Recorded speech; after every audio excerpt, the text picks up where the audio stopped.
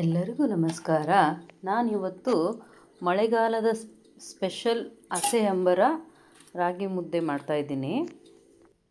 Simple ಆಗಿರುತ್ತೆ, ತುಂಬ ಚೆನ್ನಾಗಿರುತ್ತೆ. ಮುದ್ದೆಗೆ ಬೆಸ್ಟ್ ಕಾಂಬಿನೇಷನ್ನು. ಮೊದಲಿಗೆ ನಾನು ಈ ಸಾಂಬಾರಿಗೆ ಸ್ವಲ್ಪ ಕಡಲೆಕಾಳು ಹಾಕ್ತಾಯಿದ್ದೀನಿ. ಮೊದಲಿಗೆ ಬಾಣಲಿಯಲ್ಲಿ ಕಡಲೆಕಾಳನ್ನು ಸ್ವಲ್ಪ ಫ್ರೈ ಮಾಡ್ಕೋಬೇಕು. ಅಂದರೆ ಸ್ವಲ್ಪ ಅದು ರೋಸ್ಟ್ ಆಗಬೇಕಷ್ಟೆ, ಕಪ್ಪಾಗಬಾರ್ದು. ಚೆನ್ನಾಗಿರುತ್ತೆ ತಿನ್ನೋದಕ್ಕೆ, ನೆಂಚ್ಕೊಳಕ್ಕೆ. ಕಡಲೆಕಾಳು ಚೆನ್ನಾಗಿ ಹುರಿದ್ಮೇಲೆ ಅದಕ್ಕೆ ಸ್ವಲ್ಪ ನೀರು ಹಾಕಿ ನೆನೆ ಬಿಟ್ಕೋಬೇಕು ನಾವು. ಈ ಮೊಸರಲ್ಲೇ ನಾವು ಹಸೆ ಅಂಬ್ರ ಮಾಡ್ತಾಯಿರೋದು, ಮನೆಯಲ್ಲೇ ಮಾಡಿದ್ದು. ಮಸಾಲೆಗೆ ಹಸಿಮೆಣ್ಸಿಕಾಯಿ ಮಾತ್ರ ಸುಟ್ಕೊಳ್ಳೋದು, ಇನ್ನೇನು ಇದು ಹುರಿಯೋದಿಲ್ಲ, ಎಲ್ಲ ಹಸಿದೇ ಹಾಕ್ತೀವಿ. ಹಸಿಮೆಣ್ಸಿಕಾಯಿ ಸುಟ್ಕೊಂಡ್ಮೇಲೆ ಮಿಕ್ಸಿ ಜಾರಿಗೆ ಬೆಳ್ಳುಳ್ಳಿ, ಹಸಿಮೆಣ್ಸಿನ್ಕಾಯಿ, ಸ್ವಲ್ಪ ಹಸಿ ಕೊಬ್ಬರಿ, ಆಮೇಲೆ ಸ್ವಲ್ಪ ಜೀರಿಗೆ, ಸ್ವಲ್ಪ ಕಾಳು ಮೆಣಸು, ಒಂದು ಚೂರು ಶುಂಠಿ ಹಾಕ್ತೀವಿ. ಆಮೇಲೆ ಕೊತ್ತಂಬರಿ ಸೊಪ್ಪು, ಇಷ್ಟನ್ನು ಚೆನ್ನಾಗಿ ನುಣ್ಣಗೆ ರುಬ್ಕೋಬೇಕು. ನುಣ್ಣಗೆ ರುಬ್ಕೊಂಡ್ಮೇಲೆ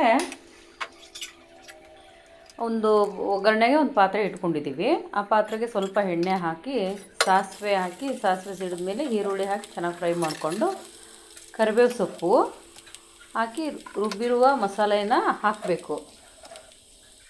ರುಬ್ಬಿರುವ ಮಸಾಲೆ ಹಾಕಿ ಸ್ವಲ್ಪ ಅರಿಶಿನನೂ ಹಾಕಬೇಕು. ಹಾಕಿ ಅದು ಒಂದು ಕುದಿ ಬರಬೇಕು, ಚೆನ್ನಾಗಿ ಹಸಿ ವಾಸನೆ ಎಲ್ಲ ಹೋಗಬೇಕು, ಮಸಾಲ ಎಲ್ಲ.